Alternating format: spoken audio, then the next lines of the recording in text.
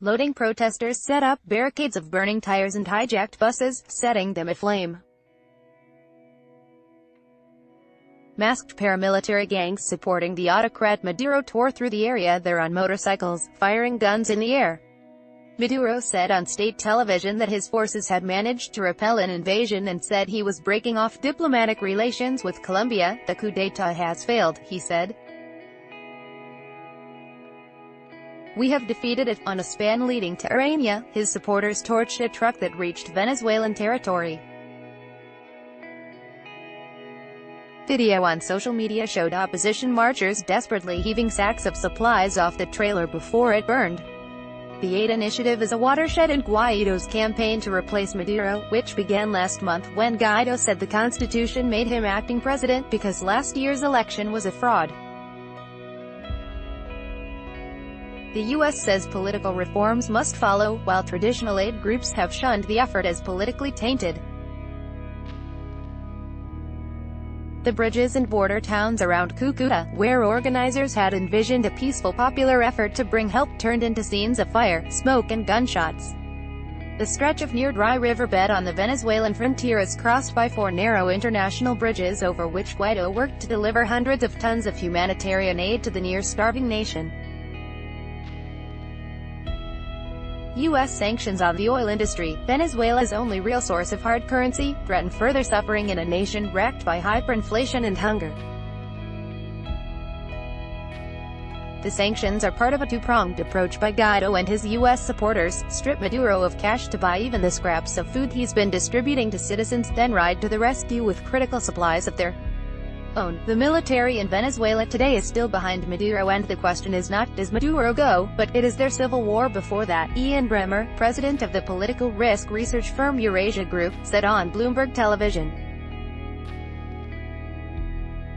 It's really tough to make a call as to whether the path toward post-Maduro can be smooth or is going to be desperately violent. U.S. pressure in Pacaraima, Brazil, 2 trucks carrying medicine and food made it to a border zone that is technically in Venezuela, but went no further. Pro-government groups in the nearby Venezuelan region of Gran Sabana shot at people protesting the government's barricade. 4 died and 35 were wounded over the last day, local authorities said. U.S. President Donald Trump has said all options are open if Venezuela continues to block the supplies. Vice President Mike Pence travels to Colombia on Monday to meet with President Ivan Duque and others, his office said. Late Friday, U.S. National Security Advisor John Bolton canceled a planned trip to South Korea to focus on Venezuela, according to his spokesman. Late Friday, Bolton tweeted that, "The world is watching the situation on the Brazilian border.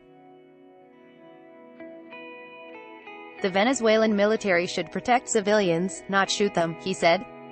Rice and beans. This weekend's confrontations cap a month-long run of protests and sanctions aimed at unseating Maduro, 56, the hand-picked heir of the late President Hugo Chavez. After Guaido invoked Venezuela's charter on January 23 to declare himself head of state, the U.S. urged other nations to recognize the 35-year-old as president. Humanitarian aid is critical but will not improve the political and economic conditions that are responsible, the U.S. State Department said in a statement late Friday. Venezuelan authorities should carry out the critical economic and political reforms necessary to end the hyperinflation, supply shortages, and corruption at the heart of this crisis. Opposition's deluged Colombian President Ivan Duque had said Friday that a human torrent would get aid across. Elizabeth Salazar, a 62-year-old Venezuelan cancer patient who left her country for treatment 9 months ago, was prepared to cross the Los Tienditas bridge in a wheelchair with oxygen tubes in her nose. "I don't want anybody to suffer like me," she said. A man accompanying her gently kissed her hairless head. Not all scenes were so poignant. Protesters in the Venezuelan border town of Arania began squaring off with guardsmen early Saturday. Men with shirts over their faces doused piles of tires with gasoline and set them alight. Some stormed a school where militiamen were staying, forcing them out, injuring at least one, and burning their uniforms.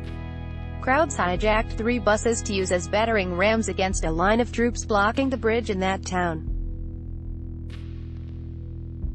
They set one ablaze before it ran off the road and into a building, which also caught fire.